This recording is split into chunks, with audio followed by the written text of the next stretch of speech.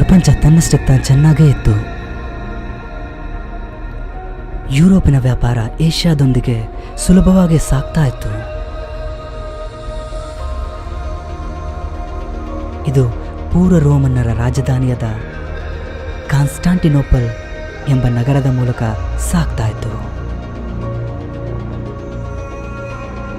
ಆದರೆ 1453ರಲ್ಲಿ ಆ ಕಾನ್ಸ್ಟಾಂಟಿನೋಪಲ್ ನಗರ ಆಟೋಮನ್ ಟರ್ಕರ ವಶವಾಗಿ ಹೋಯಿತು.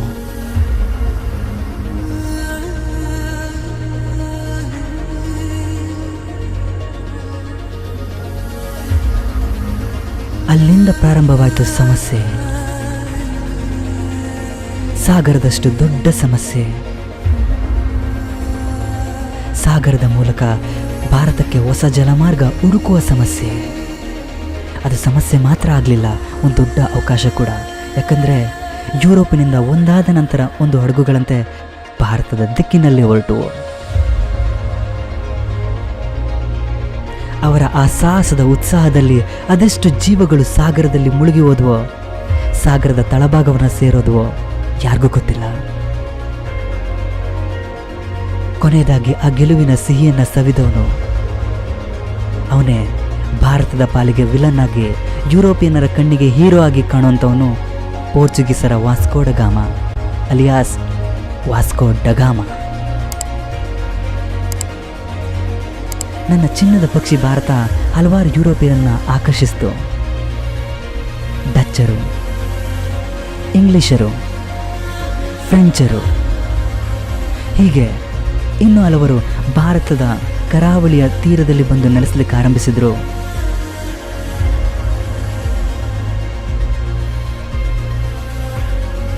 ಅವರಿಗವರೇ ಸ್ಪರ್ಧಿಗಳಾದರು, ಶತ್ರುಗಳಾದರು. ಒಬ್ಬರಿಗೆ ವಿರುದ್ಧ ಇನ್ನೊಬ್ಬರು ರಕ್ಷಿಸಿಕೊಳ್ಳಿಕ್ಕೆ ಕೋಟೆಗಳನ್ನ ಕಟ್ಟಿಕೊಂಡ್ರು. ನನ್ನ ಚಿನ್ನದ ಪಕ್ಷಿ ಬೇಕೆಂಬ ದುರಾಸೆಗೆ ಬಿದ್ದು ಕರ್ನಾಟಕ ಯುದ್ಧಗಳಿಗೆ ರೆಡಿಯಾಗಿ ನಿಂತ್ಕೊಂಡ್ರು.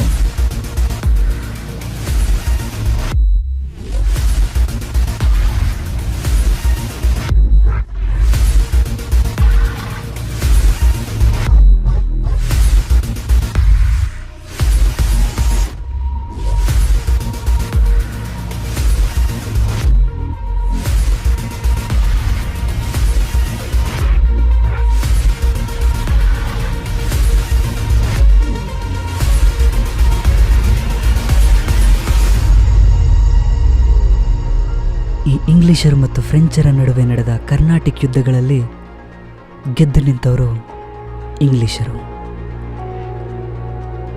ಡಚ್ಚರು ದಕ್ಷಿಣ ಏಷ್ಯಾ ದೇಶಗಳ ಕಡೆ ಹೊರಟೋದ್ರು.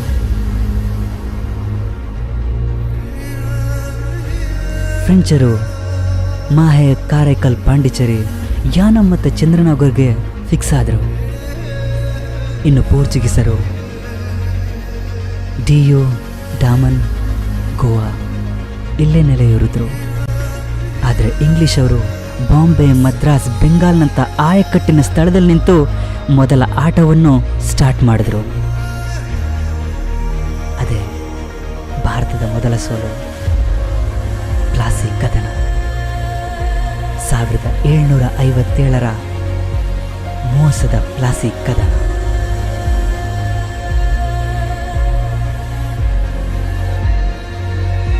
ನಂತರ ಬಂದ ಬಕ್ಸರ್ನಲ್ಲಾದರೂ ಗೆಲ್ಲೋಣ ಅಂತ ನನ್ನ ಪಕ್ಷಿ ತುಂಬ ಪ್ರಯತ್ನ ಪಡ್ತು.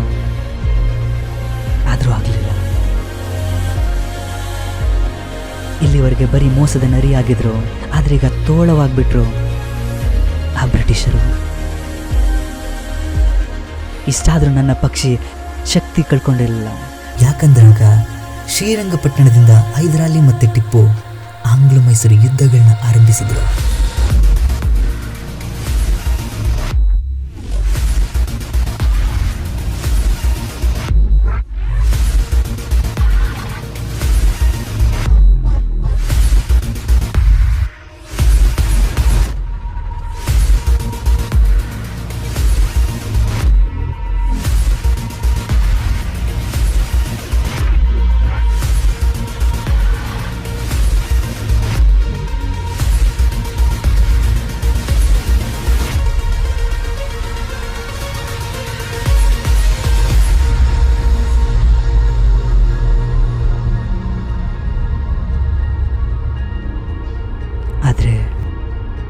ಹೈದರಾಬಾದ್ ನಿಜಾಮ ಮತ್ತು ಮರಾಠರು ಬ್ರಿಟಿಷರ ಪರವಾಗಿ ನಿಂತಿದ್ರಿಂದ ಇವರು ಕೂಡ ಸೋಲ್ಬೇಕಾಯ್ತು. ಡಿಯರ್ ಫ್ರೆಂಡ್ಸ್, ಇವಾಗ ನಿಜವಾಗ್ಲೂ ಕಷ್ಟ ಆಗ್ತೈತೆ, ತುಂಬ ಕಷ್ಟ ಆಗ್ತೈತೆ ನನ್ನ ಪ್ರೀತಿಯ ಪಕ್ಷಿಗೆ. ಯಾಕಂದರೆ ಆ ತೋಳ ಈಗ ತಡೆಯಲಿಕ್ಕಾಗದ ಭಯಂಕರ ಪ್ರಾಣಿಯಾಗಿ ಬದಲಾಗ್ತೈತೆ. ಒಂದಾದ ನಂತರ ಒಂದು ರಾಜ್ಯಗಳಂತೆ ನುಂಗ್ಲಿಕ್ಕೆ ಆರಂಭಿಸ್ತೈತೆ. ಭಾರತದ ಮೂರ್ಖ ರಾಜರು ಅವ್ರದ್ದೇ ಮೂರ್ಖತನಕ್ಕೆ ಬಲಿಯಾಗಿ ಹೋದ್ರು. ಎಲ್ಲರೂ ಒಟ್ಟಾಗಿ ನಿಲ್ಲದೆ ಅವರವರೇ ಜಗಳ ಮಾಡ್ತಾ ಕೊನೆಗೆ ಬ್ರಿಟಿಷರಿಗೆ ದಾಸರಾಗಿ ಹೋದರು. ನನ್ನ ಪ್ರೀತಿಯ ಪಕ್ಷಿ ಪಂಜರದಲ್ಲಿರುವಂತೆ ಮಾಡಿಬಿಟ್ರು. ತನ್ನದೇ ನಾಡಲ್ಲಿ ತನ್ನದೇ ಜನರು ಹಸುವಿನಿಂದ ನರಳುವಂತೆ ಮಾಡಿಬಿಟ್ರು. ಇದ್ರ ಜೊತೆಗೆ ಆ ಬ್ರಿಟಿಷರು ದತ್ತು ಮಕ್ಕಳಿಗೆ ಅಕ್ಕಿಲ್ಲ, ಸಹಾಯಕ ಸೈನ್ಯ ಅನ್ನೋ ಕ್ರೂರ ಪದ್ಧತಿಗಳನ್ನು ಕೂಡ ತಂದರು. ಬ್ರಿಟಿಷರ ವಿರುದ್ಧ ಹೋರಾಡಲಿಕ್ಕೆ ಮೊದಲ ಅಗ್ನಿಯ ಕಿಡಿಗೆ ಎಲ್ಲರೂ ಕಾಯ್ತಾ ಇದ್ರು. ಆ ಬೆಂಕಿಯ ಕಿಡಿ ಕಂಡಿದ್ದು ಮಂಗಲ್ ಪಾಂಡ್ಯ ಕೈಯಲ್ಲಿ.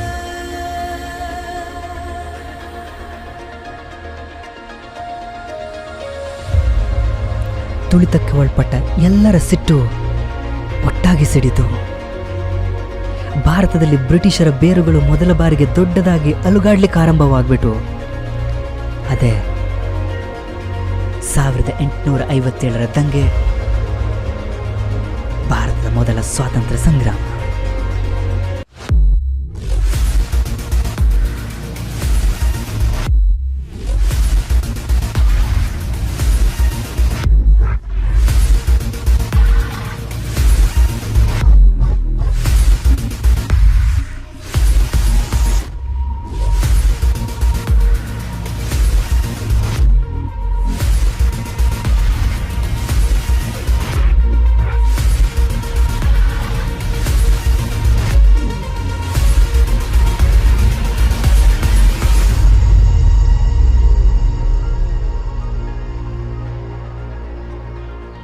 ಆದರೆ ಇದು ಸಹ ವಿಫಲವಾಗಿ ಹೋಯಿತು.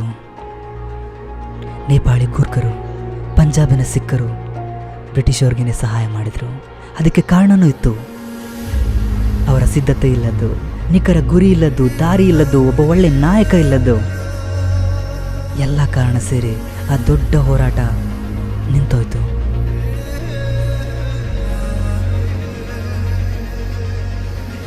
ಕಂಪನಿಯ ಮೋಸದ ಆಡಳಿತ ನಿಮಗೆ ಇನ್ಮುಂದೆ ಇರಲ್ಲ, ಅದರ ಬದಲಿಗೆ ನಾನೇ ನ್ಯಾಯಬದ್ಧವಾದ ಆಡಳಿತ ಕೊಡ್ತೇನೆ ಅಂತ ಬ್ರಿಟಿಷ್ ರಾಣಿಯೇ ನೇರವಾಗಿ ಆಡಳಿತ ವಹಿಸ್ಕೊಂಡ್ಲು. ಆದರೂ ನನ್ನ ಪಕ್ಷಿ ಇನ್ನು ಪಂಜರದಲ್ಲೇ ಇತ್ತು.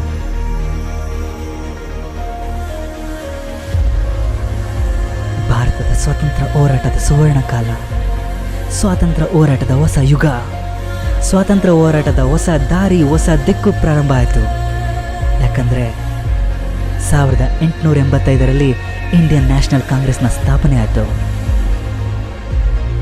ಮೊದಲ 20 ವರ್ಷ ಉದಾರವಾದಿಗಳು ಮೈದಾನದ ಪಿಚ್ಚನ್ನು ಸರಿಯಾಗಿ ಪ್ರಿಪೇರ್ ಮಾಡಿದ್ರು. ತೀವ್ರವಾದಿಗಳು ತಿಳಿದಷ್ಟು ಚೆನ್ನಾಗೇ ಆಟ ಆಡಿದ್ರು. ಆದರೆ ಕ್ರಾಂತಿಕಾರಿಗಳು ಮಾತ್ರ ಬ್ರಿಟಿಷರ ಮೂಳೆ ಮೂಳೆ ಮೇಲೆ ಸರಿಯಾಗಿ ಬಡಿದು ಅವ್ರದೇ ಭಾಷೆನಲ್ಲಿ ಬಾಂಬು ಬುಲೆಟ್ನಿಂದನೇ ಉತ್ತರ ಕೊಟ್ಟರು.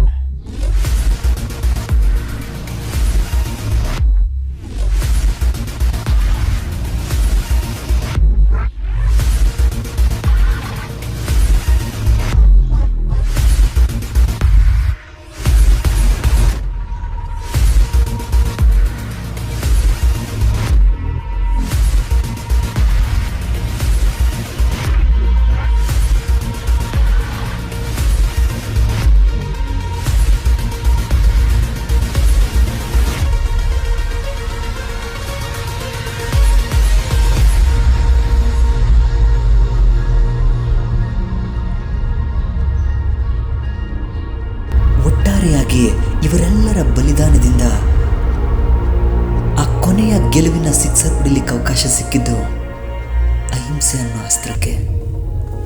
ಪ್ರಪಂಚದ ಇತಿಹಾಸ ಎಂದೂ ಕೇಳಿಲ್ಲದ ಅಹಿಂಸಾ ಹೋರಾಟದಿಂದ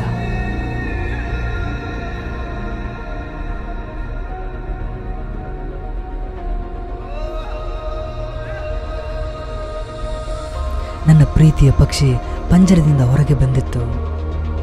ಸ್ವಾತಂತ್ರ್ಯದ ಖುಷಿಯಲ್ಲಿ ಹಾರಾಡ್ತಾ ಇತ್ತು. ಆದರೆ ದಯವಿಟ್ಟು ಕ್ಷಮಿಸ್ಬಿಡಿ. ಮತ್ತೆ ತಲೆ ತಗ್ಸಿ ಕೆಳಗಿಳಿದು ಬಿಡ್ತು. ಇಲ್ಲಿವರೆಗೂ ಒಟ್ಟಾಗಿ ಇದ್ದ ಒಂದು ಮನೆ 2 ಭಾಗವಾಗಿ ಹೋಳಾಗಿ ಹೋಯ್ತು. ಅದೇ ಭಾರತದ ವಿಭಜನೆ. ಲಕ್ಷಾಂತರ ಜನ ಜೀವ ಕಳೆದುಕೊಂಡ್ರು. ಲಕ್ಷಾಂತರ ಜನ ಮನೆಯನ್ನು ಕಳೆದುಕೊಂಡ್ರು. ಬೀದಿ ಬೀದಿಯಲ್ಲಿ ಅನ್ನಕ್ಕೋಸ್ಕರ ಕೈ ಚಾಚಿ ಅಳ್ತಾ ನಿಂತ್ಕೊಂಡ್ರು.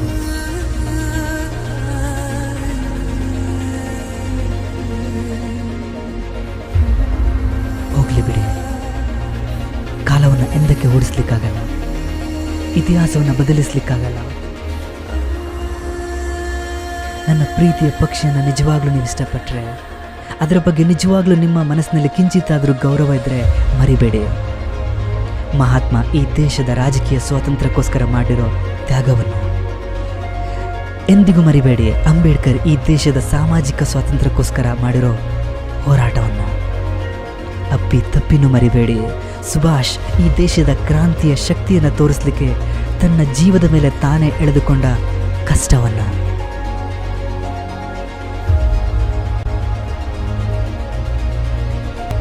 ಎಲ್ಲೇ ಇರಿ, ಹೇಗೆ ಇರಿ, ಆದರೆ ಯಾವಾಗಲೂ ಹೇಳ್ತಾ ಇರಿ, ಮೇರಾ ಭಾರತ್ ಮಹಾನ್ ಹೈ, ಮೇರಾ ಭಾರತ್ ಮಹಾನ್ ಹೈ.